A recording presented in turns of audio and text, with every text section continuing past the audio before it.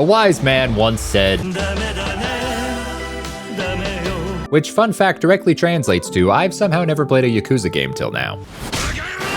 40 hours in, I can truly say it's a game of all games. You want an action-packed, over-the-top beat-em-up game? Want to sing your heart out in karaoke? Go for it. Go bowling, throw some darts, battle dragons in a Sega store, participate in a rage simulator. You've got this. You've so got this. You have this. I hate everything. Learn how bad you are at baseball. Collect simp cards. Run a real estate business. Join a cult saying... The possibilities are endless, almost as endless as some of its cutscenes. Going into this bad boy, I knew pretty much nothing about it other than, funny Yakuza game seems over the top and wild. I love how much you can pick up. Die! Little did I know I'd be diving headfirst into the deep end of a sprawling soap opera epic that's unfolding before me in movie-length cutscenes galore, focusing on complicated characters that can switch from super serious to...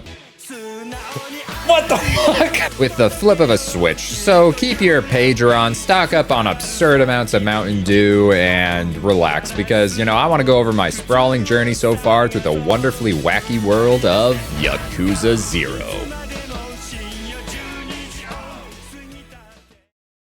Let me introduce you to our main man, Kiryu, whose main talents include beating people up, having an aura that makes people piss themselves, beating people up. Don't come at me. I promise it'll end badly. Fuck. And an incredible singing voice. But I'm getting ahead of myself because most importantly, he's got a knack for walking into people.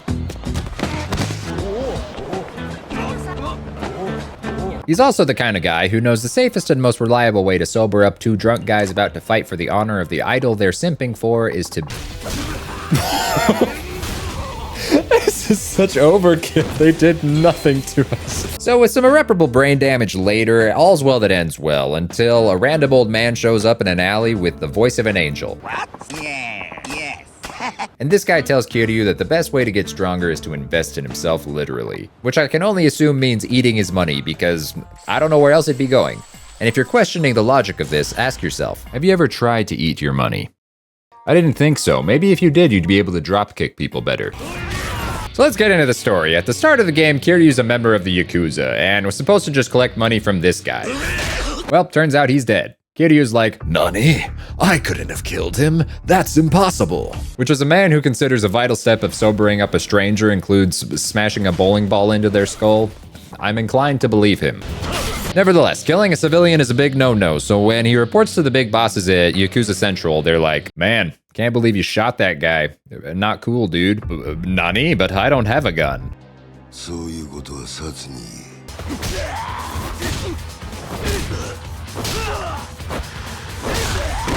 Wanna know what's really rad? Never knowing what insane thing you're gonna walk into next in this game.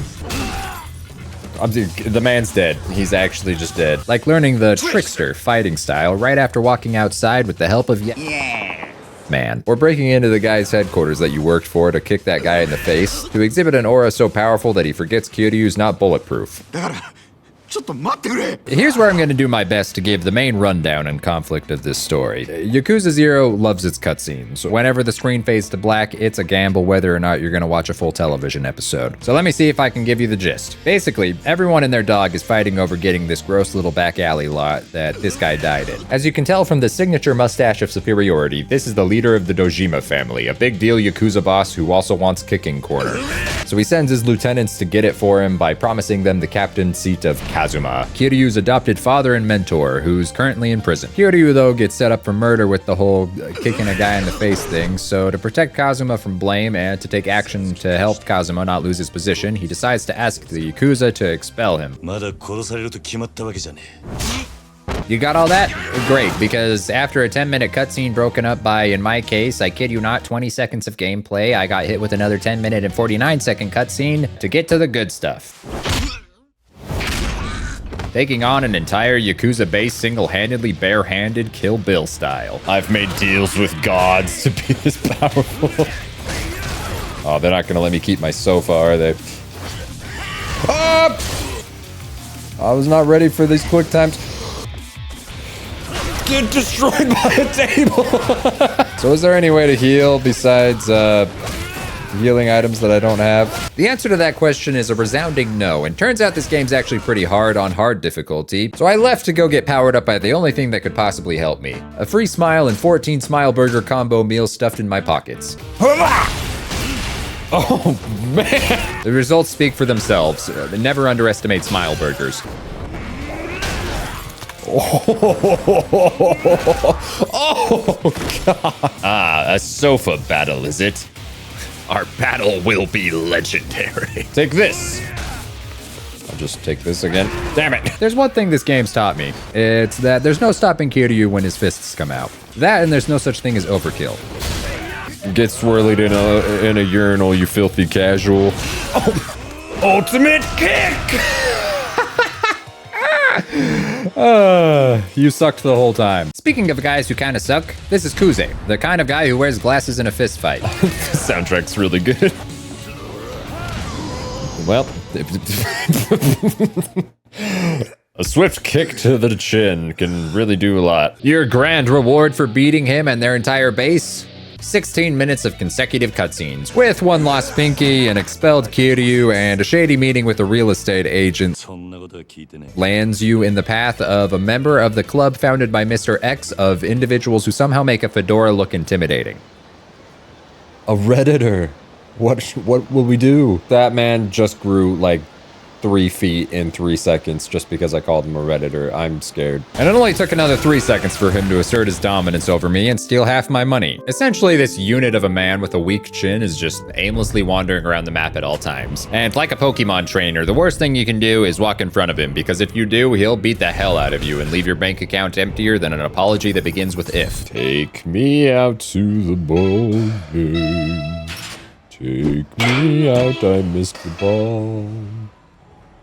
All right, this is the one. This is the one. Okay, this is the one. Clearly the game's rigged. When you finally get to the second chapter of the game, it finally unleashes you into the world and gives you the blessed gift of its random side stories. Let's get this straight. They're crazy, and starting them is like opening Pandora's box. For example, you wouldn't think talking to this middle-aged looking high school student would lead to dismantling a high school girl's used underwear selling business, but life's crazy. I need to set her straight. What's wrong with being a pervert? It's my goddamn American right. What the fuck is this game? You know, when I woke up this morning, I don't think I ever thought I'd be reading this line in a video game. Or how about a quest to get back a kid's video game from a guy who stole it, from the guy who stole it from him, from the next guy who stole it, who happens to be the kid's dad with a gun. I agree, and that's not because I don't have a lot of blood traveling to my brain, because I was shot. As we all know, though, the best medicine for a bullet wound is copious amounts of Mountain Dew, with a side of teaching a band how to act like gangsters, so you can unlock your inner gamer power to dip your toes into the world of Devil May Cry by beating a man up with a motorcycle. Where is my objective? The great quest of not knowing where the hell I'm supposed to go. You're mine! Yes!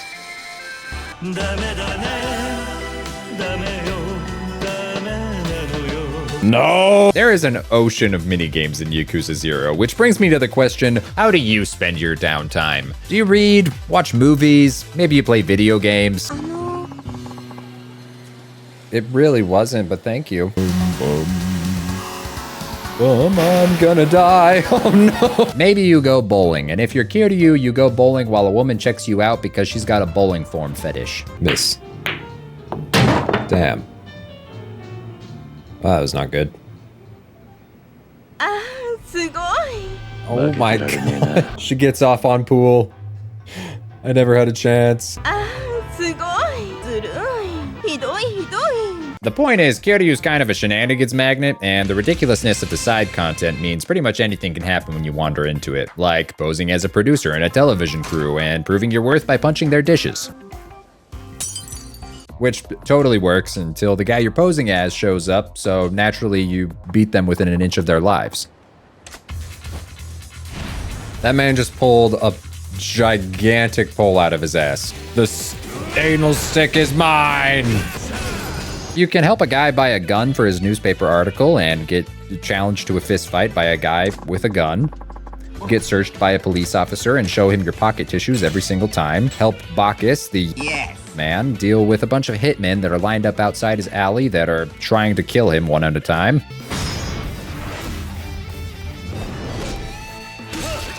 Oh!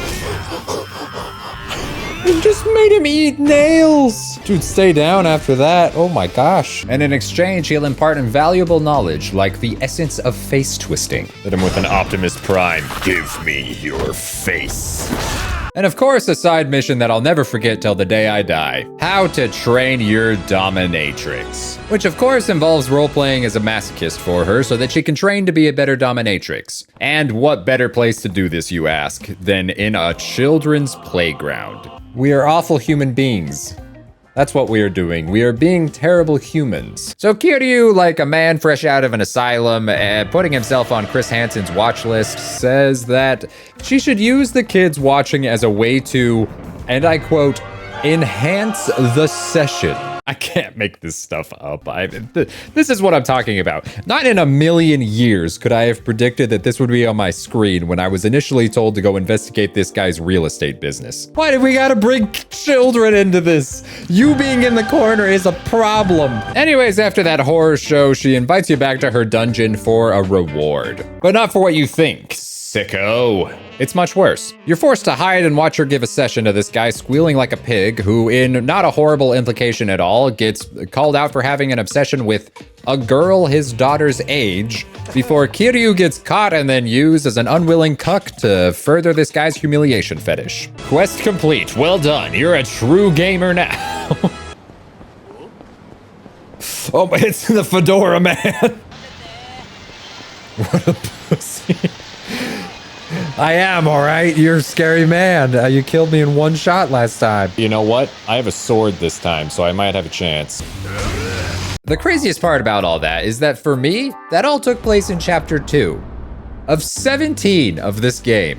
Nani? And all that wasn't even part of the main story of that chapter either. As far as that's concerned, you basically go on an alcohol run for some homeless dudes, which gets you some info that leads you to beat up some guys, which scores you a meeting with the secret fancy man right where you started the chapter. But before you feel like you accomplished too much, to finish off the chapter, you gotta prove yourself to Oda, Tachibana's right-hand man. Ooh. Shinderu. Unfortunately for him, though, his mistake was putting chairs in the room. Now, if you're playing like me and hoping to spend the next 2 minutes and 9 seconds in gameplay over the next 49 minutes and 7 seconds, then, oh boy, you are in luck because it's time for the next feature-length installment of story that starts off with Tachibana using the magic power of mountains of cash to flex his status by inconveniencing the city for 10 seconds and probably ruining someone's high score in Outrun. I like to imagine that he was just sitting there just nervously checking his watch the whole time before Kiryu showed up just so he could get the timing perfectly. But, you know, it's anybody's guess. Long story short, though, Kiryu accepts to work with Tachibana because plot twist. He had been working with Kazuma the entire time. It's time to switch gears, though, and jump into the shoes of someone who's as cool as the sun is hot. Goro Majima.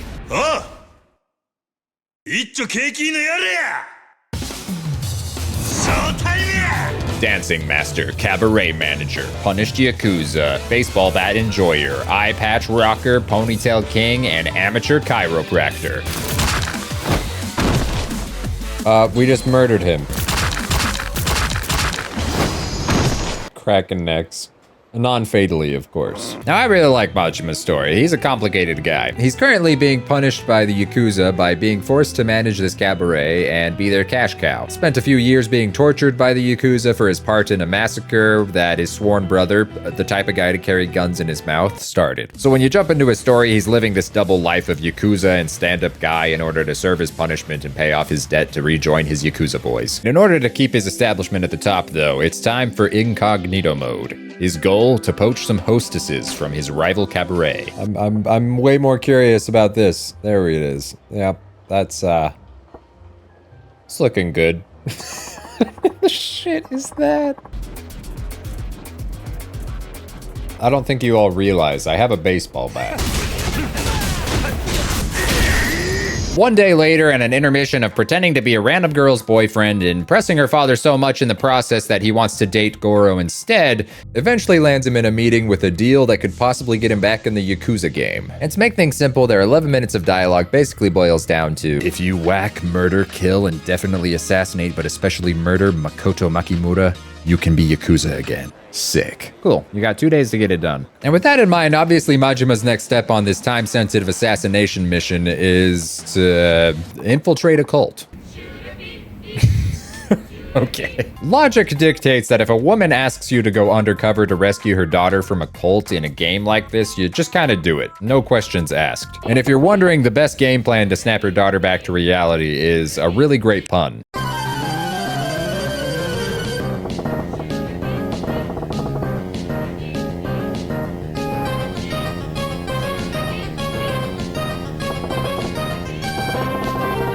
If that doesn't work though, be sure to do a fun little whee in order to get in good with their leader, who's totally not a scam artist and about to perform the special ritual of have sex with any girl he wants. Get wrecked by Shure Pee-Pee! Watching this guy beg for an ambulance as his followers tried to heal him with Shure PP reminded Goro that he should be trying to murder someone. The first step in this plan, of course, was to go to what I can only assume is a phone sex store to get in touch with the girls that might work for the target, which he successfully does, but while leaving, he comes face to face with, It's you!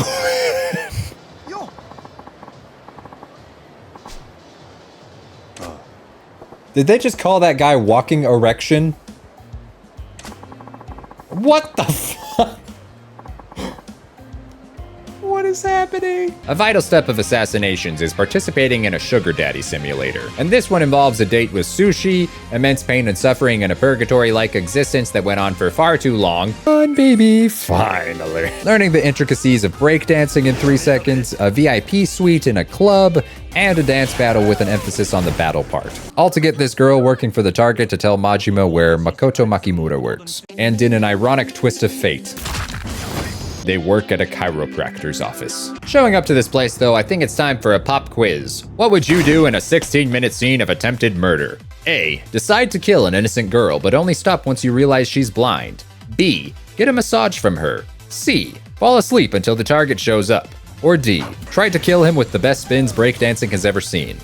Well, if you answered all of the above, congratulations, you win the prize of a bunch of Yakuza showing up to shoot this guy and reveal Makoto Makimura was this girl all along. Little did you know I had this baseball bat in my ass the entire time. Oh my god. Clearly, the most important thing to take away from this experience is that if you're not willing to risk your life for a few simp cards while hiding from Yakuza who suffer from Assassin's Creed levels of object permanence, then your priorities are as twisted as these necks.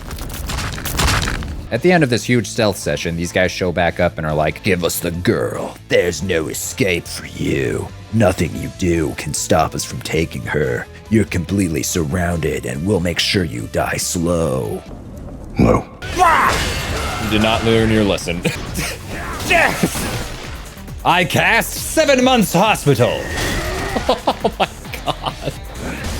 So while Goro contemplates on whether or not murder is cool, let's jump back to Kiryu, who is in the process of getting some snazzy new clothes. Yo. これでどうだ、錦?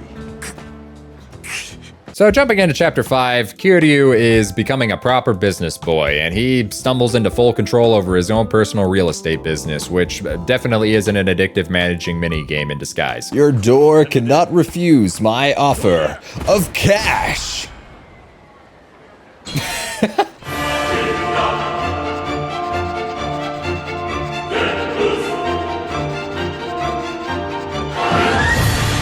He spends most of his time in aggressive negotiations with some squatters hired by the Yakuza, which pisses them off so much that they ruined my role as the best hype man karaoke has ever seen with Nishiki. Music, start! Nishiki, let's go! Let's go! Kiryu with the tambourine is the best friend you could ask for. Justice, we're breaking the law, breaking the world. They beat up Oda and they're like, Kiryu, we're gonna kill you. Whoa. Realizing they can't do that though, they decide to send the whole family to kill him if he doesn't hand over Tachibana to them. Yeah, Way more importantly, though, this is Japanese Pee Wee Herman, who possesses the invaluable curse technique to throw money on the ground. The little... Whoa! Not only does this technique relieve you of some meaningless baggage, but also acts as the keys to the kingdom of one of the most unhinged things I've ever seen in gaming. What do we got in the secret hole? What the fuck? Okay.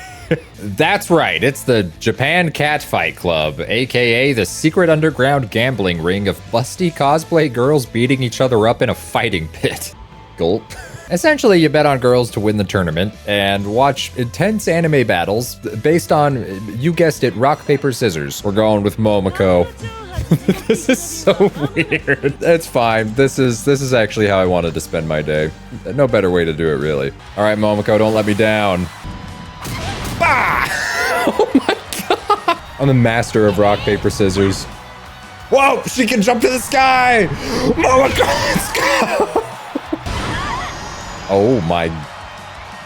She's been impaled with a heel to the mouth. Momoko slipped and fell at the disco. Hey guys, why are you throwing Momoko under the bus like that? You don't have a chance, Yuko. Momoko's my girl. Jeez, brutal. What's happening? What the fuck? Come on! End her! Oh my god. Momoko's here to make you slip and fall at the disco. She's not losing anything. She put Yuko in the hospital. She doesn't give a fuck. Come on! Come on! I'm pressing it as hard as I possibly can! I don't know how many buttons I can press. Did she just boob attack me? Oh my god. Truth is, the game was rigged from the start. No! Oh no! She's gonna get a final punch. Or kick. Nope, it's a punch. Oh, it's missed again. Oh! Oh! Damn! Momoko's too good. Oh, what? Everything depends on this same pressing! What? No, we can't lose now. Come on, Momoko! I believe. No! No! The comeback of a century. Congratulations on winning. You're amazing. 親父、あのです。例の件ですが、やっぱり、Kiryuはしますします。 If you've ever wanted to feel like John Wick the moment he got Excommunicado, then you're gonna love the ending to Chapter 6, because every corner you turn on and every street, hundreds of guys are just endlessly trying to beat the hell out of you in every nook and cranny of the city. Oh! Get destroyed, dude. I'm prepared for whatever comes at me. Die! Die! Die! I cast 12 months hospital! Please get up. You messed with the wrong man! Smiley Burgers will save me. We're resorting to bike. Oh, you saw my bike attack coming. Okay, man. Damn. After keeping myself busy by making sure every local hospital would be working overtime that night, a girl pops up out of nowhere and says, "Hey, wanna escape underground in my super secret and convenient sewer passage that definitely isn't a trap, pinky promise?" わかった。 In a twist no one could have seen coming. It's a trap.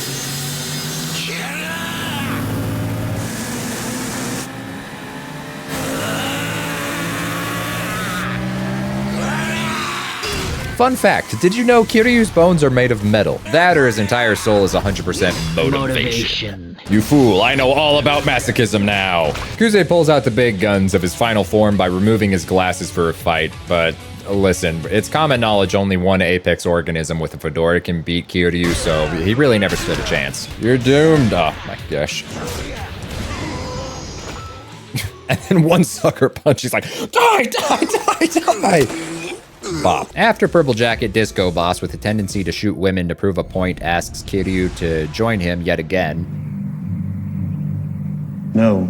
Nishiki sneaks him out of the city. And while they're driving, I just want to say this has been a wild game, and I can see why so many people love it. It's pretty dialogue heavy at times. It can almost feel like you're watching a movie, and spending like 30 minutes in dialogue and cutscenes at a time is not super uncommon. If you like deep stories though, killer soundtracks, awesome atmosphere, and you're like me and like getting blasted with absurd stuff, then give it a go, because it's a beloved game for a reason. I'll probably keep playing this game, but it's gonna be a while before and if I make more content on it, because Only in death will my duty end.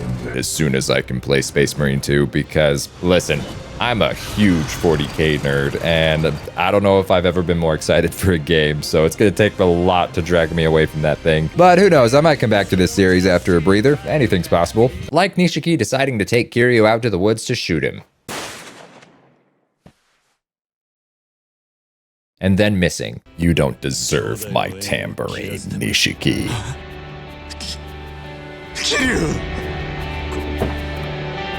I'm also taking your car, bitch. Have fun in the woods, idiot.